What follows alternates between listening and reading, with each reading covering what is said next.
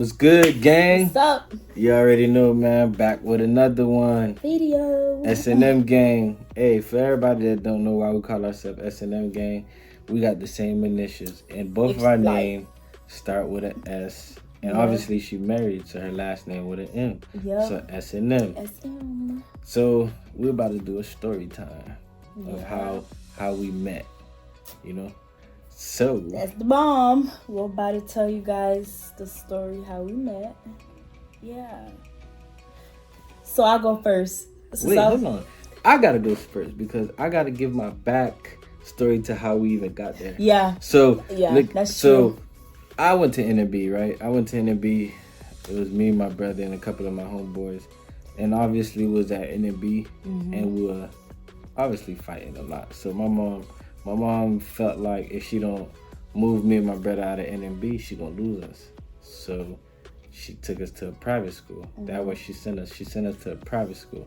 So after my 9th grade year, she shipped us off to a private school. Now, story for you, because I end up being at the private school, and the private school has a church.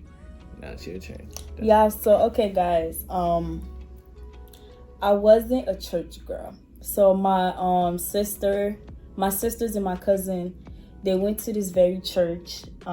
They kept inviting me, constantly kept inviting me, and I kept telling them no. I was a homebody, so so they kept every time they came from church, oh, you need to come, you need to come, you need to come. Constantly keep telling me you need to come. I constantly keep telling them no. And then there was one time I was laying, I was like, you know what? No, there was like this is so bad. But there was like there's guys there. Oh my God. Bad. Yeah, don't go to church for guys.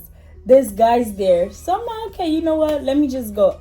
I walked in the door, and the very person that I see among every man that was in there was him. To this day, I remember what he had on, y'all. Literally to this day. A pink shirt with a khaki shorts. I literally remember it. And then I saw him and I looked at the people that I was with. I was like, that's my husband. Y'all better not touch him. And then from there, first off, I never told him that I liked him. I never told him, not like them, but find him very attractive. Like, we didn't even talk that night. I didn't even see you. Yeah, he didn't see me. I didn't see you. He didn't see me. But in my mind, I already had that. We dating. We dating. I find him very attractive. And let me tell you, I don't believe in chasing guys. Even though I like you, I'm going to look at you like I don't like you. Chase me. Yeah, but I did not go to him and tell, oh, I find you very attractive. No, I didn't. Even though I had that, like, I wanted to, but I was the person I never chased a guy.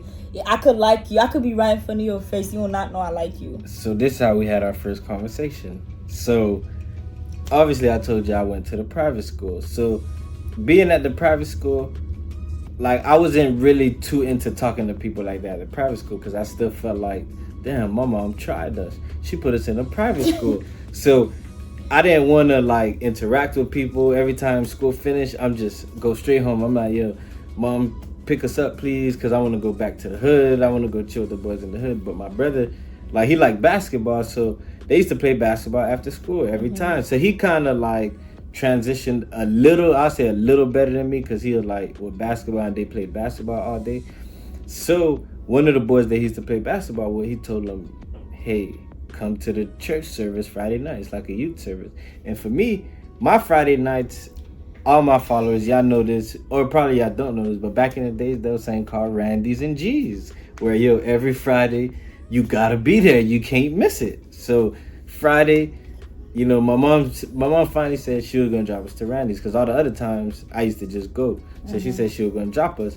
But my brother, homie, had texted them and said, yo, come to the church service. So I'm like, okay, mind you, okay, we're gonna go. So that's how I end up being at the church service. And I didn't stay long, but obviously I believe my brother probably spoke to her sister. So I don't know. It was probably a day or two or even a week. I'm not too sure. But then my brother came to me. He was like, yo, you know somebody like you. I didn't listen. I just told my sister, and then I did not know that it got to him, y'all. And I ain't gonna lie. Around that time, I was doing my thing. You feel me? Sad to say, I was really doing my thing. So when I heard that, like, yo, somebody like you, I'm like, what? And then I think he said, yo, he had my mom. He told my mom, could he drop him to her house to see her sister? He was like, yo, if you want to slide, you could cut through. So my mind, I'm like, hey, what's the harm in it? I'm gonna come. So we pull up over there. You feel me? You know, I got my little macho on, and I believe she at her porch.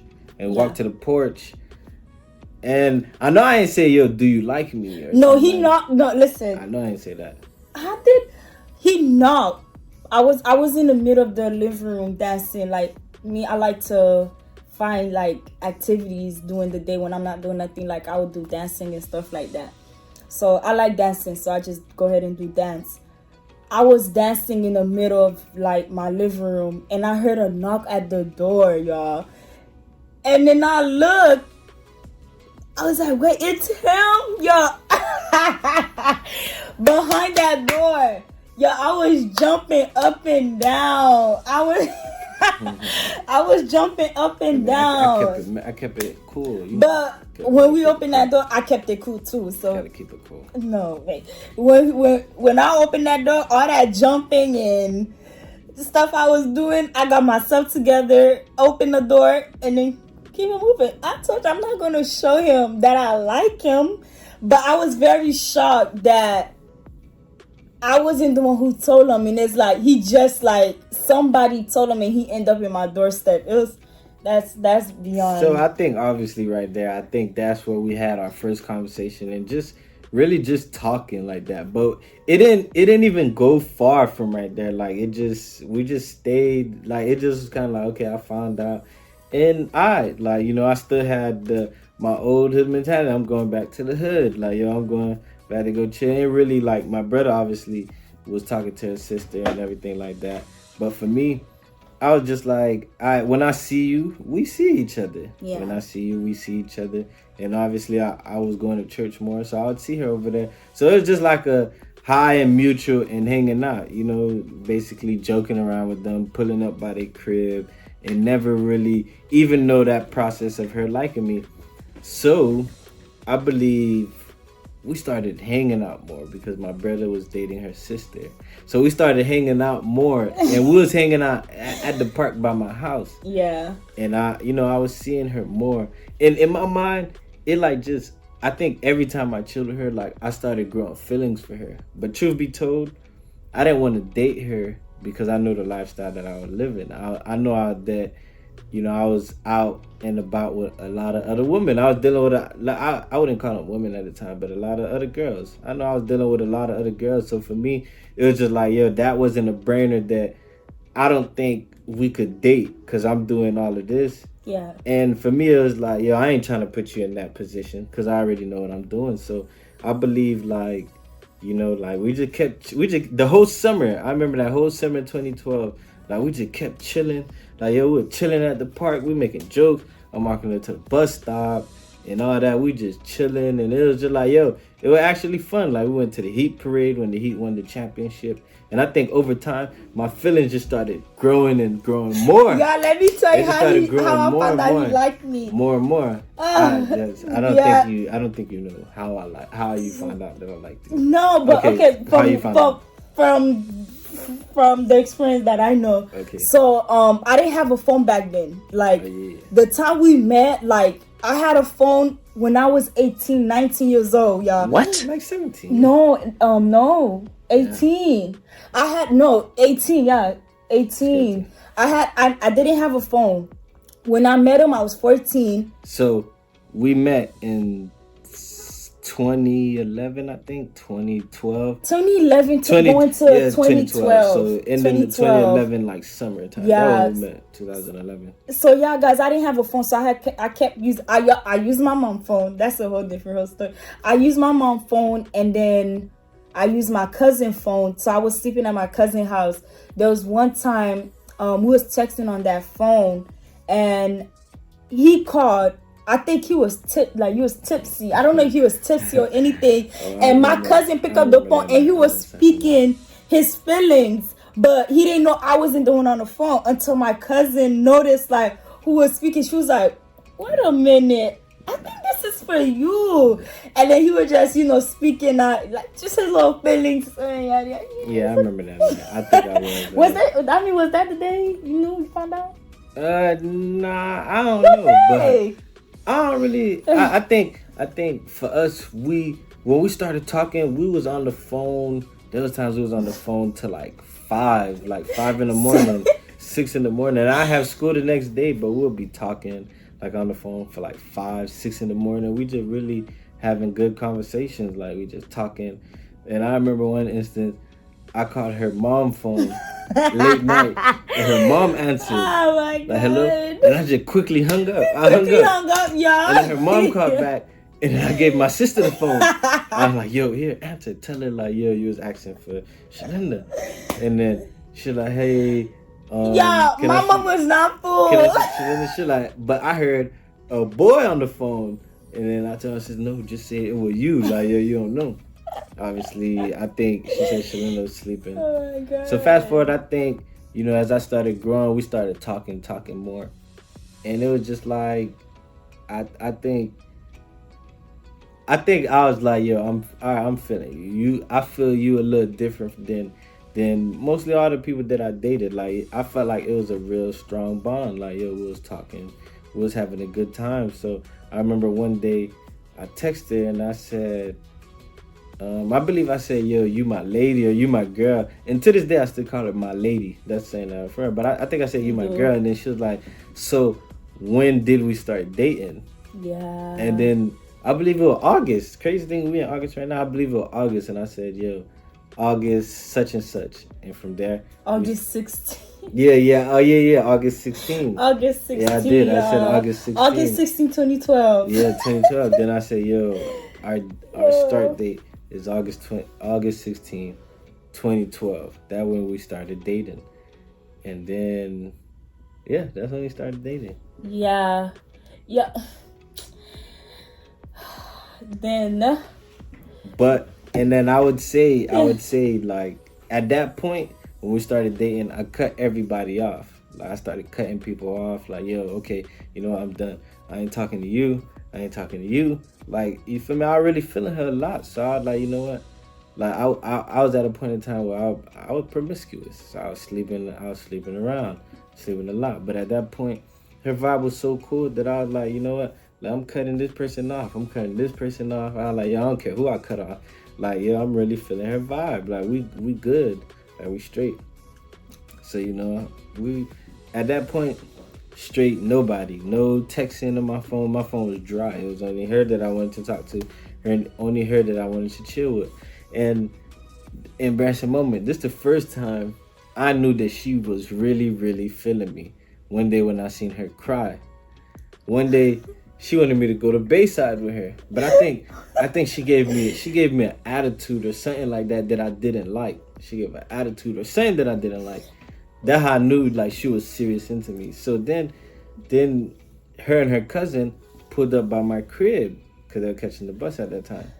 And then, and I was outside out chilling, and she came and walked by like, okay, like, are we going to Bayside? And I looked, and I was like, nah, I ain't going with you. Like, I'm good. Like, I ain't going. And so she walked off, and she stayed by the stop sign, and then waiting to see if I'd come. But me, I'm like, bro, nah, you're giving like attitudes. I'm straight, bro. I ain't going with you, bro. I'm good, bro.